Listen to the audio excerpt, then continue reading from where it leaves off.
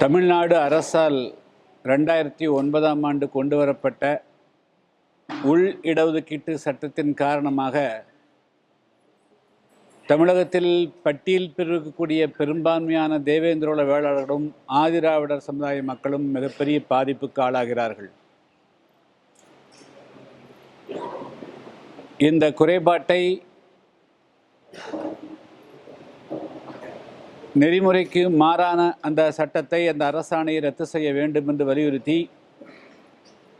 புதிய தமிழகம் கட்சியின் சார்பாக கடந்த நவம்பர் மாதம் 7ஆம் தேதி சென்னையிலே ஆர்ப்பாட்டம், தொடர்ந்து டெல்லியிலே 2 நாள் கருத்தரங்கம் நடைபெற்றது. அதேபோன்று அக்டோபர் மாதம் 1ஆம் தேதி அன்று உச்சநீதிமன்றம் இடஒதுக்கீடுகள் வழங்குகின்ற பொழுது எந்த ஒரு சமுதாயத்தினருக்கும் முன்னுரிமை வழங்கக்கூடிய வகையில் சட்டங்கள் இயற்றப்படக்கூடாது என்றும் அறிவுறுத்தியிருக்கிறது. ஆனால் உச்சநீதிமன்றத்தினுடைய தீர்ப்புக்கும் மாறாக தமிழ்நாடு அரசு பட்டியல் பிரிவிற்கான 18% இடஒதுக்கீட்டில் 3% இடஒதுக்கீட்டை அருந்ததி என்ற ஒரு பிரிவிற்கு வழங்கியதோடு மட்டுமின்றி மீதி இருக்கக்கூடிய 15% முன்னுரிமை அடிப்படையில் அவர்களுக்கு தொடர்ந்து இந்த மக்களுக்கான இடஒதுக்கீட்டையும் எடுத்து கொடுத்து வருகிறார்கள். இதன் காரணமாக கடந்த 15 வருடத்தில் ஏறக்குறைய 20,000க்கு மேற்பட்ட உயர் பணியிடங்களில் பட்டியல் பிரிவில் இடம்பெற்றிருக்கக்கூடிய ஏறக்குறைய 70க்கும் மேற்பட்ட சமுதாய மக்கள் ஒரு இடத்தில் கூட போட்டியிட முடியாத அவலம் இருக்கிறது. எனவே அந்த குறைபாட்டை நீக்க வேண்டும் என்று வலியுறுத்தி தொடர்ந்து அனைத்து மாவட்டங்களிலும் கருத்தரங்குகளை ஏற்பாடு செய்து இன்று 7வது நாளாக மதுரையிலே இந்த கருத்தரங்கம் நடைபெறுகிறது. அதேபோல் மாஞ்சோலை தேயிலை தோட்ட தொழிலாளர்களை பொறுத்தவரை மட்டிலும் அவர்கள் வேறு மாநிலங்களிலிருந்தோ வேறு நாடுகளிலிருந்தோ குடியேறியவர்கள் அல்ல, மாறாக அந்த வனப்பகுதியையே உருவாக்குவதற்காக அந்த மக்கள் அந்த பகுதிக்கு சென்றவர்கள். இப்பொழுது 6 தலைமுறைகளாக அங்கே வாழ்ந்து கொண்டிருக்கிறார்கள். அவர்களை கட்டாயப்படுத்தி வெளியேற்றக்கூடிய ஒரு அபாயகர நிலை இருக்கிறது. எனவே அந்த மக்களுடைய வாழ்வுரிமையை 2006 வன உரிமை சட்டத்தின்படி பாதுகாக்க வேண்டும் என்று வலியுறுத்தியும், அதேபோன்று புதிய தமிழகம் கட்சியின் சார்பாக நாங்கள் இந்த ஆண்டு 2025 டிசம்பர் மாதத்தில் 7வது மாநில மாநாட்டை மதுரையிலே நடத்துவதற்குண்டான ஏற்பாடுகள் செய்து வருகிறோம். அதேபோல் புதிய தமிழகம் கட்சி 2026 சட்டமன்ற தேர்தலுக்கான ஆயத்தப் பணிகள் உள்ளிட்ட முக்கியமான விஷயங்கள் குறித்து பேசுவதற்காக இன்று இடஒதுக்கீடு கருத்தரங்கம், அதேபோல் நிர்வாகிகளுடைய ஆலோசனை கூட்டம் இன்று மதுரை மாவட்டத்தினுடைய சார்பாக சரியாக 2:30 மணிக்கு துவங்க இருக்கிறது. இதைத் தொடர்ந்து அனைத்து மாவட்டங்களிலும் இதேபோல கருத்தரங்குகளும் நிகழ்ச்சிகளும் நடத்திய பிறகு நாங்கள் இந்த உள் இடஒதுக்கீட்டால் ஏற்படக்கூடிய பாதிப்புகளை மாநில அரசு கலைந்தே தீர வேண்டும், அந்த 3% இடஒதுக்கீட்டை ரத்து செய்ய வேண்டும், புதிய மக்கள் தொகை கணக்கெடுப்பு நடத்தி அதேபோல் அரசாங்கத்தினுடைய துறைகளில் தமிழ்நாட்டுக்குரிய அனைத்து சமுதாய மக்களுடைய சதவீதங்களை எல்லாம் முறையாக கணக்கெடுப்பு நடத்தி அதற்கு பிறகுதான் இதுபோன்ற இடஒதுக்கீடுகள் குறித்து முடிவெடுக்க வேண்டும் என வலியுறுத்தி ஒரு மிகப்பெரிய ஒரு போராட்டத்தை அறிவிக்க இருக்கிறோம். முதற்கட்டமாக இந்த கலந்தாய்வு கூட்டங்கள் அனைத்து மாவட்டங்களும் நிறைவேற்ற பிறகு அது குறித்து நாங்கள் முடிவெடுப்போம். சார், இப்போ தமிழகம் அமித்ஷா அவங்க என்ன சொல்லியிருக்காங்கன்னா, தமிழகத்தில் அந்த மறுவரையறை செய்கிறாங்க சார். ஆமாம், அது தொகுதிகள்லாம் குறைக்கப்படாது அப்படிங்கிற ஒரு தகவலை சொல்லியிருக்காங்க. ஏற்கனவே முதல்வர் அனைத்து கட்சி கூட்டத்துக்கு அழைப்பெல்லாம் விடுத்திருந்தாரு. புதிய தமிழக கட்சியோட நிலைப்பாடு என்ன? இல்லைங்க, அதாவது வண்டிக்கு முன்னாடி குதிரையை வச்சு ஓட்டுறதுங்கிறது ஒன்று, குதிரைக்கு முன்னாடி வண்டியை கொண்டு போய் தள்ளணுங்கிறது இன்னொன்று. இப்போ இந்தியாவில் இந்த மறுவரையை பற்றி எந்த விதமான ஒரு சின்ன விஷயம் கூட எழலை. அது எப்போ எழுணும்னா அந்த 20 வருஷம் 25 வருஷம் 2004 2009 அதை முடிவிட்டு அதுக்கு பிறகு 20-25 வருஷங்கள் கழித்து தான் அது தாக்கம். இப்போது அந்த மறுவரையறை ஆணையம் ஒன்றே உருவாக்காத நிலையில் எதனுடைய அடிப்படையில் தமிழ்நாடு முதலமைச்சர் அவர்கள் இது போன்ற ஒரு கருத்தை 8 தொகுதிகள் குறைக்கப்படும் என்ற ஒரு பீதியை கிளப்புகிறார். அது வேற ஒன்றும் இல்லை. அவர்களுக்கு இப்போ தமிழ்நாட்டில் வேறு எதையும் வைத்து அரசியல் செய்வதற்கு வாய்ப்பில்லாமல் போய்விட்டது. 2026 சட்டமன்ற தேர்தல் நெருங்குகிறது. ஆன்டி இன்கம்பன்சி ஆட்சிக்கு எதிராக மக்கள் மனநிலை வேகமாக அதிகரித்து வருகிறது. அதில் இருந்து திசை திருப்புவதற்காக ஏதோ மத்திய அரசு தமிழ்நாட்டினுடைய உரிமையை பறிப்பதை போன்ற ஒரு கருத்து உருவாக்கி அதற்குள் எல்லாரையும் ஒன்றிணைத்து இதற்கு அவர்கள் மீண்டும் தலைமை தாங்கி மீண்டும் 2026 ஆட்சியை பிடிக்க வேண்டும் என்ற நப்பாசையின் காரணமாகத்தான் அவர்கள் இந்த கருத்தை வெளியிட்டிருக்காக தவிர இது உண்மைக்கும் அவர்கள் சொன்னதுக்கும் நிறைய வேறுபாடு இருக்கிறது. அது ஒருவேளை அந்த மறுவரை ஆணையம் உருவாக்கப்பட்டு அவர்கள் எதனுடைய அடிப்படையில் தொகுதிகள் பிரிக்கப் போகிறார்கள் என்பது அவர்கள் தெரிவித்தால் அதில் தமிழ்நாட்டுக்கு ஒரு பாதிப்பு வரும் பட்சத்தில் அதில் அதை பற்றி நாம் ஆலோசிக்கலாம். அதுவும் திமுகவினுடைய தலைமையில் யாரும் போக மாட்டார்கள். ஏன்னா 40 நாடாளுமன்ற உறுப்பினர்களை கொடுத்து ஒரு வருஷம்தான் ஆச்சு. 40 நாடாளுமன்ற உறுப்பினர்களுக்கு என்ன வேலை? நீங்கள் நாடாளுமன்றத்தில் வலிந்து குரல் கொடுக்க வேண்டியது தானே. உங்கள் வேலையை உங்கள் கடமையே விட்டு போட்டு நீங்கள் மீண்டும் அனைத்து கட்சி கூட்டம் கூட்டுறது எதற்காக? யாரை ஏமாற்றுவதற்காக? இப்படித்தான் நீட்டுக்காக தமிழ்நாட்டு மக்கள் அணிதிரள வேண்டும் என்று சொல்லி 2019ஆம் ஆண்டு தேர்தலில் வெற்றி பெற்றாங்க. முதல் கையெழுத்து போடும் ரகசியம் இருக்குதுன்னு சொல்லி 2021 சட்டமன்ற தேர்தலில் வெற்றி பெற்றாங்க. அப்போ இந்த தேர்தலுக்கு ஏதாவது ஒரு பிம்பத்தை உருவாக்கணும், மத்திய அரசுக்கு எதிராக உருவாக்கணும். அதன் மூலமாக தமிழ்நாட்டு மக்களுக்கு இவங்க தான் பாதுகாவலர்கள் போன்ற ஒரு பிரமையை உருவாக்கி இந்த தமிழ்நாட்டு மக்களுடைய ஓட்டுக்களை வாங்க வேண்டும் என்பதை தவிர மு.க. ஸ்டாலின் தமிழ்நாட்டு முதலமைச்சர்கள் சொன்னதில் உண்மை எதுவும் இருப்பதாக எனக்கு தெரியவில்லை. அவர்கள் கொடுத்திருக்கக்கூடிய அழைப்பு அது 40 அரசியல் கட்சிகள் கொடுத்திருக்கிறார்கள். அது புதிய தமிழகம் கட்சி நிச்சயமாக பங்கேற்காது. இன்றைக்கு நடத்தப்பட்ட விஜயனுடைய 2ஆம் ஆண்டு தொடக்க விழாவில் பாசிசமும் பாயாசமும் என்ற வார்த்தையை பயன்படுத்தியிருக்காரு. மத்திய மாநில அரசு இந்த மாதிரியான வார்த்தைகளை பயன்படுத்தி சொல்லியிருக்காரு. இது எப்படி பார்க்குறீங்க? எனக்கு அது என்ன சொன்னார்னு கூட தெரியலிங்க. அது என்னங்கிறது தெரியல, நான் அதை பார்க்கல. மக்கள் நிறைய பிரச்சனைகள் இருக்குதுங்க. இதே மதுரை மாவட்டத்திலேயே முதல்ல தமிழ்நாட்டினுடைய பதிவுத்துறையில் மிகப்பெரிய அளவுக்கு ஊழல் நடப்பதாக எல்லா இடங்களிலிருந்தும் தகவல் வருதுங்க. ஏழை எளிய மக்கள், நடுத்தர மக்கள் தங்களுக்கான வீட்டு மனையோ நிலங்களையோ பதிவு செய்யப்படுகின்ற பொழுது லஞ்சம் கொடுக்காமல் பதிவே செய்ய முடியாத அளவுக்கு மிகப்பெரிய அளவுக்கு இருக்குது. கடந்த 2021க்கு பிறகு இந்த பதிவுத்துறையில் மட்டுமே ஏறக்குறைய 10,000 கோடி ரூபாய்க்கு மேலாக ஊழல் நடைபெற்றிருப்பதாக தகவல் வருகின்றது. நான் தூத்துக்குடிக்கு 19ஆம் தேதி சென்றிருந்தேன். 20ஆம் தேதி திருநெல்வேலி, எல்லா மாவட்டங்களிலும் கேள்விப்படக்கூடிய என்னென்னா, இந்த தூத்துக்குடி மாநகரத்துக்குள்ளேயே யாராவது ஒரு இடத்த விற்கணும்னு சொன்னால் அதுக்குண்டான முன்கட்டணத்தை எந்த விதமான அதிகாரம் இல்லாமல் லட்சக்கணக்கான 10%, 15% என்று இவர்கள் பிடுங்கிக் கொள்ளுகிறார்கள், புரோக்கர்கள் பிடுங்கிக் கொள்ளுகிறார்கள். அது ஆட்சி அதிகாரத்தில் இருக்கக்கூடியவர்கள் மேலிடம் செல்லுகிறது, ஏதோ சில இடம் செல்லுகிறதுன்னு சொல்லுகிறார்கள். எனவே எந்த இடத்தை, அது விவசாய நிலமாக இருந்தாலும் சரி, வீட்டு மனையாக இருந்தாலும் சரி, அது தமிழ்நாட்டினுடைய பதிவுத்துறை மிகப்பெரிய அளவுக்கு அது ஊழலுடைய ஊற்றுக்கண்ணாக விளங்குகிறது. எனவே இது குறித்து இடி ஏன் விசாரிக்காமல் இருக்கிறாங்க அப்படின்னு தெரியல.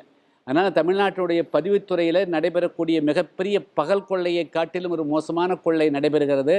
அதனால் இடி அனைத்து பதிவுத்துறைகளிலும் அதே போல் கடந்த 3-4 ஆண்டு காலத்தில் பதிவு செய்யப்பட்டிருக்கக்கூடிய அனைத்து வீடுகள், மனைகள், அவருடைய உரிமையாளத்தில் விசாரணை செய்து அவர்கள் எவ்வளவு லஞ்சம் கொடுத்தார்கள் என்பதை குறித்து விசாரணை செய்யணுங்கிறது என்னுடைய மிக முக்கியமான வேண்டுகோள்.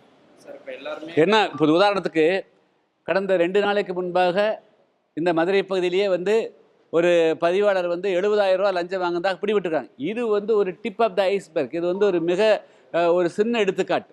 இதுபோல் தினமும் அனைத்து பதிவாளர்களையும் அதை அப்படியே ரேண்டமாக பார்த்தீங்க அப்படின்னா அந்த அளவுக்கு ஊழல் நடைபெறுகிறது. சார், இப்போ எல்லாரும் தேர்தலை நோக்கி போக ஆரம்பிச்சிட்டாங்க. நீங்கள் தேசிய கூட்டணி, முக்கியத்துவம் வாய்ந்த கூட்டணியில் இருக்கிற மாதிரி எதுவும் முடிவெடுத்துருக்கீங்களா? இல்லை மாநில, குறிப்பாக திமுக, அதிமுக அந்த மாதிரி ஏதாவது கூட்டணியில்? இல்லை, அதாவது 2026 சட்டமன்ற தேர்தல் வருது. நாங்கள் வந்து எல்லா அரசியல் கட்சிகள் போல நாங்களும் எங்களை வந்து ஆயத்தப்படுத்திட்டு இருக்கிறோம்.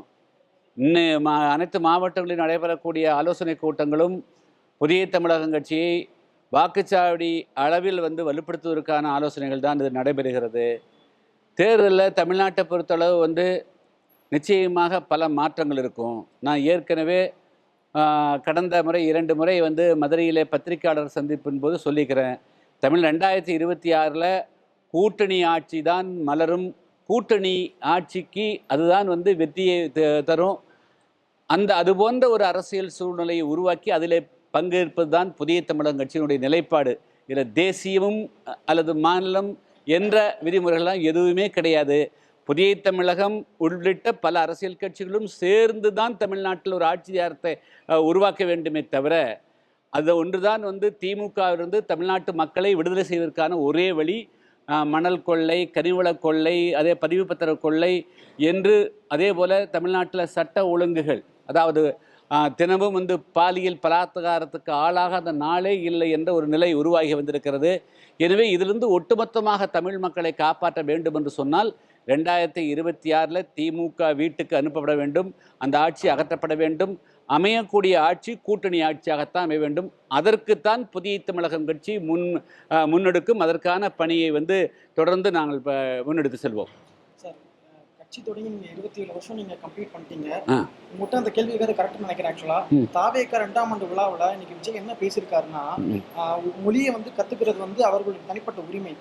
சரி, அது வந்து யார் வேணா கற்றுக்கலாம், அது வந்து திணிக்கக்கூடாது அப்படின்னு சொல்லியிருக்காரு. இன்னொன்று என்ன சொல்றாருன்னா, மத்திய அரசும் மாநில அரசும் எல்கேஜி யூகேஜி மாதிரி சண்டை போட்டுக்கிட்டு இருக்காங்க அப்படின்னு சொல்றாரு. விஜய் வந்து வெளிப்படையா அவருடைய ஸ்டாண்டை மும்மொழி கொள்கையை ஆதரிக்கிறாரா இல்லையான்னு சொல்லிட்டு சொல்ல மாட்டாரு. நீங்க எப்படி அதை பார்க்கணும்? அது அவர்கிட்ட கேள்வி. எங்கிட்ட கேந்து நீங்க வந்து எங்கிட்ட கேளுங்க. அந்த மொழி பிரச்சனை வந்து என்னுடைய பார்வை என்ன கேட்டீங்கன்னா நான் சொல்லலாம். அவருடைய பார்வை, அவர் மேல இருக்கிற கருத்து நான் சொல்லக்கூடாது. அதை பத்தி நான் சொல்ல விரும்பல. எங்கிட்ட நீங்க கேட்டீங்கன்னா நான் சொல்றேன். எங்கிட்ட நேரடி ஸ்ட்ரைட்டா கேளுங்க. இதை பத்தி என்னுடைய பார்வை கேளுங்க. திமுக பாஜக 2 நாட்களுக்கு முன்பு ஒரு ட்விட்டர் சமூக வலைதளத்துல வந்து ஹேஷ்டேக் போட்டு இல்ல, இவர் இந்த கேள்வி போய் சொல்லிடுறேன். அதுக்கு பிறகு உங்களுக்கு, அதாவது இன்னும் 10 வருஷம் 15 20 வருஷம் கழிச்சு பல மொழிகள் வந்து அவசியமே இல்லாமல் போயிருங்க. இப்பொழுதெல்லாம் வந்து மொழி வந்து கம்ப்யூட்டர் மொழி ஆயிடுச்சுங்க. மொழி வந்து கம்ப்யூட்டருடைய லாகிரிதம் ஆகிப்போச்சு. குவாண்டம் பார்ட்டிகிள்ஸில் தான் இனிமேல் எல்லாரும் பேச வேண்டிய சூழ்நிலைகள் வந்திருக்குது. குவார்க் பார்ட்டிகிள்ஸில் தான் பேச வேண்டிய நிலைகள் வந்திருக்குது. ஸோ ஆர்டிஃபிஷியல் இன்டெலிஜென்ட் வந்து மிக வேகமாக வருது. ஸோ இன்று இருக்கக்கூடிய தலைமுறை 22வது நூற்றாண்டுக்கான தலைமுறைகள் வந்து விஞ்ஞான ரீதியாகத்தான் அவர்கள் வந்து ஆயத்தப்படுத்தப்படணும், தயாரிப்பிக்கப்பட வேண்டும். தவிர இவர்கள் வந்து ஒரு 50-60 வருடங்களுக்கு முன்பாக அல்லது 70 வருடங்களுக்கு முன்பாக தமிழகத்தில் 10% 15% மட்டுமே கல்வி பெற்றவர்களாக இருந்தார்கள். அன்றைய காலகட்டத்தில் திமுக வந்து இந்த மொழி 2 மொழி 3 மொழி என்று சொல்லி தமிழ்நாட்டு மக்களை அச்சுறுத்தி, அதாவது இன்னும் சொல்லப்போனால் அவங்க பூதாகரப்படுத்துவாங்க, அச்சுறுத்துவாங்க, அதுக்கு பிறகு ஓட்டை அழிக்குவாங்க. இதுதான் மத்திய அரசுக்கு எதிராக அவங்க செய்கிறது. அதனால் இந்த 2 மொழி 3 மொழி இதை வந்து என்னுடைய புதிய தமிழகத்தினுடைய கருத்து என்னன்னா, எத்தனை மொழியை கற்க வேண்டும் என்பது, தன்னுடைய குழந்தைகளுக்கு என்ன கல்வியை கொடுக்க வேண்டும் என்பதை முடிவு செய்ய வேண்டிய இடத்தில் இருக்கக்கூடியவர்கள் பெற்றோர்கள். எந்த மாதிரி மொழியை கற்கணும் முடிவெடுக்க வேண்டியதும் குழந்தைகளும் மாணவர்களும் தான். எனவே இதில் வந்து திமுகவினுடைய கொள்கையை கொண்டு போய் ஏழை எளிய பிள்ளைகள் மட்டுமே அவர்கள் சொல்லக்கூடிய கொள்கையை ஏற்றுக்கணும் அப்படிங்கிறது எந்த விதத்திலும் நியாயம் இல்லை. நான் ஒரே ஒரு கேள்வி அப்பீல் பண்ணுறேன். இதை கண்டிப்பாக நீங்கள் லைவாக இருந்தால் நல்லாயிருக்கும். எல்லா அரசு பள்ளிகள், மாநகராட்சி, நகராட்சி பள்ளிகள், ஊராட்சி பள்ளிகள் எதாவது இருந்தால் எல்லாம் எடுத்துங்க. திமுகவினுடைய அமைச்சர்கள் இருக்கிறார்கள், அவர்களுடைய பேர குழந்தைகள் இருக்கிறார்கள், அதே போல் 40 நாடாளுமன்ற உறுப்பினர்கள் கூட்டணியாக இருக்கிறாங்க, சட்டமன்ற உறுப்பினர் இருக்கிறார்கள், ஊராட்சி மன்ற தலைவர்கள், அதே போல் ஒன்றிய கவுன்சிலர்கள், டிஸ்ட்ரிக்ட் பிரசிடென்ட் இருக்கிறாங்க, கட்சியினுடைய மாவட்ட செயலாளர்கள், ஒன்றிய செயலாளர் இருக்கிறாங்க. இவங்களுடைய பிள்ளைகள் எல்லாம் எத்தனை பேர் வெறும் தமிழ் மொழியை மட்டும் 2 மொழியை மட்டுமே கற்கிறார்கள் என்பதை புள்ளி விவரமாக கொடுத்தாங்கன்னா அதுக்கு பிறகு பேசணும். அது கொடுப்பதற்கு தயாராகிறாங்களா, வெளிப்படுத்துவாங்களா? அதைய திமுக தன்னுடைய பத்திரிகையில், தன்னுடைய முரசொலி பத்திரிகையில் மு.க. ஸ்டாலின் அவர்கள் திமுகவினுடைய வீட்டு பிள்ளைகள் எல்லாம் 2 மொழிகளில் தான் கற்கிறார்கள் என்று அவர் வெள்ளையடி கொடுக்க தயாராகிறாரா? அதை விட்டு போட்டு எதுக்காக இன்னைக்கு பேசுகிறாங்க? இன்னைக்கு காலகட்டம், இன்னைக்கு பல மொழிகளையும் கற்றால்தான் இன்னைக்கு இருக்கிற பிள்ளைகள் நாளைக்கு இருக்கக்கூடிய எதிர்காலத்துக்கு தங்களை ஆயத்தப்படுத்திக் கொள்ள முடியும். இன்னைக்கு இந்தியை தாண்டி ஜெர்மன், அதே போல் ஜப்பான் மொழி, ரஷ்ய மொழி என்று பல மொழிகளையும் கற்கக்கூடிய சூழலில் இவர்கள் ஏதோ ஒரு 50 வருஷத்துக்கு மேலே ஒரு கொள்கை எழுதி வச்சுட்டாங்கக்கா அதை தமிழ்நாட்டு மக்கள் மீது இந்த 2 மொழி கொள்கையை திமுக திணிக்கிறத விட்டுறணும். அவங்களுடைய போராட்டம் வெல்லாது, அவர்களுடைய போராட்டம் தோற்கும். அவங்க என்னென்னமோ பண்ணி பார்த்தாங்க, போர் மொழி போர்னு. ஏன் பண்ண மாட்டேங்கிறாங்க? திமுக மொழி 2 மொழிக்குள்ள மொழி போர் துவைக்க பார்க்க வேண்டியது தானே, ஏன் அது தயங்குறாங்க? அதில் என்ன தயக்கம் அவங்களுக்கு? அதனால் அவங்களால இந்த மொழியை இனிமேல் பாலிடிக்ஸ் பண்ண முடியாது, அது அட்டர் ஃபெயில்யூர் ஆயிரும் அப்படின்னு தெரிஞ்ச பிறகு தான் இன்னொன்றுக்கு இப்போ ஜம்ப் பண்ணுறாங்க. உடனடியாக தொகுதி போகுது. ஏன் இந்த 40 எம்பிக்கள் என்ன பண்ணிட்டீங்க? ஒரு 5 எம்பி குறைஞ்ச போனால் என்ன ஆயிரும்? குறைய விடக்கூடாது என்பது வேறு பிரச்சனை. ஆனால் இவர்கள் தங்களுக்கு இருக்கிற சக்தியை வச்சு இன்னைக்கு என்ன பண்ணுறாங்க? நாடாளுமன்றத்தில் தடுத்து நிறுத்தணும். ஏன் மக்களை தூண்டி விடுறீங்க? இன்னைக்கு இன்சைட் பண்ணுறாங்க. ஒரு ஆட்சியில் அமர்ந்து கொண்டு இந்த மாதிரி மக்களை பீதி கிளப்புறதே சட்டவிரோதமானது. அதனால் எந்த விதமான ஆதாரம் இல்லாமல் தமிழ்நாடு முதலமைச்சர் அவர்கள் இதுபோல் தொகுதி குறையுது அப்படின்னு பயத்தை உருவாக்குறது, அச்சத்தை உருவாக்குறது இதே சட்டவிரோதமானது. ஆனால் இந்த அனைத்து கட்சி கூட்டத்தை எல்லோரும் புறக்கணிக்க வேண்டும், அனைத்து அரசியல் கட்சிகளும் புறக்கணிக்க வேண்டும் என்பதும் என்னுடைய வேண்டுகோளாம். சார், 1967 1977 நடந்த சட்டமன்ற தேர்தல் நிலவரம் தான் இப்போ இருக்கு. அதனால நிச்சயமா திமுக ஆட்சி அகற்றப்படும் அப்படின்னு அந்த சூழ்நிலை தான் இப்போ இருக்குதுங்களா? இந்த 2 காலகட்ட தேர்தல் சூழ்நிலை தான் இப்போ தமிழகத்தில் இருக்குது. இல்லை, அதாவது எந்த ஆட்சியும் 5 வருஷத்துக்கு பிறகு ஆன்டி இன்கம்பன்சி ஸ்டார்ட் ஆகும். இன்னைக்கு இருக்கிற திமுக ஆட்சி எந்த விதமான திட்டங்களையும் அவங்க கொடுத்த முக்கியமான வாக்குறுதிகளெல்லாம் காப்பாற்றலை. குறிப்பாக நேற்றே நீங்கள் பார்த்தீங்கன்னா தமிழ்நாட்டில் ஒரு 15-16 லட்சம் அரசூழல் இருக்கிறாங்க. அரசூழலுக்கு பழைய ஓய்வு திட்டத்தை அமலாக்கப்படும்னு வாக்குறுதி கொடுத்து வந்தாங்க, நிறைவேற்றலை. இன்றைக்கி அவர்கள் போர்க்கொடி தூக்கிக்கிறாங்க. போக்குவரத்து தொழிலாளர்கள் பழைய ஊதிய திட்டம் அறிவித்தாங்க, அவங்க போயிருக்காங்க. இவங்க நீட்டை ரத்து பண்ணாங்களா? அதுக்கு என்ன பதில் சொல்ல முடியும் இவங்கனால? ஆச்சுங்களா? ஸோ இது மாதிரி எண்ணற்ற கேள்வி. 505 இவங்களுடைய வாக்குறுதியும் தேர்தல் நேரத்தில் தான் எல்லோரும் வச்சு பார்ப்பாங்க. அதனால் 2026 அவங்க மறந்துடணும். சார், திமுக அதிமுக ரெண்டையும் பார்த்துருப்பீங்க. இந்த 2 ஆண்டுகள் இந்த விஜயோட பாலிடிக்ஸ் எப்படி பார்க்குறீங்க? அதில் ஓரளவு உங்களுக்கு சரியான உடன்பாடு விஷயங்கள் ஏதாவது இருக்குதா? இல்லை, இன்னைக்கு நான் முக்கியமாக இந்த 2-3 விஷயத்தை கொண்டு போங்க. அதாவது பதிவுத்துறையில் நடக்கக்கூடிய பகாசுர ஊழல் அது நாட்டு மக்களுக்கு போகணும். 2வது இருமொழி கொள்கை தான் போகணும். நாங்கள் தொடர்ந்து போராடுறோம். நாங்களும் எங்களையும் மனிதராக கருவி இந்த மாதிரி ஒரு 18-20% மேற்பட்ட மக்கள் படித்த இளைஞர்கள் இந்த உள்ளுதுக்கீட்டால் திமுக அரசினுடைய தவறான கொள்கையால் மிகப்பெரிய பாதிப்புக்கு ஆளாகிறாங்க. அது 3% கொடுக்காம மீதிக்கிற 15%லையும் வேறு எந்த யாராவது ஒத்துக்குவாங்களா? இப்போ பிசியில் முஸ்லீம்களுக்கு 13.5% கொடுத்துருக்குறாங்க. அந்த இஸ்லாமியர்கள் மீது மீதி இருக்கக்கூடியதில் போட்டியிட்டால் பிசி ஒத்துக்குவாங்களா? ஆனால் எஸ்சியில் மட்டும் ஏன் இந்த மாதிரி தப்பு பண்ணுறீங்க? அப்போ இந்த மக்கள் விழிப்புணர்வற்றவர்கள் அப்படிங்கிறதுக்காக தானே அர்த்தம் தானே. ட்விட்டர் சண்டையை எப்படி பார்க்குறீங்க? திமுக பாஜக அந்த ட்விட்டர் சண்டையை எப்படி பார்க்குறீங்க? ஹேஷ்டாக் போட்டது அது வேலையற்றவர்களின் வேலை.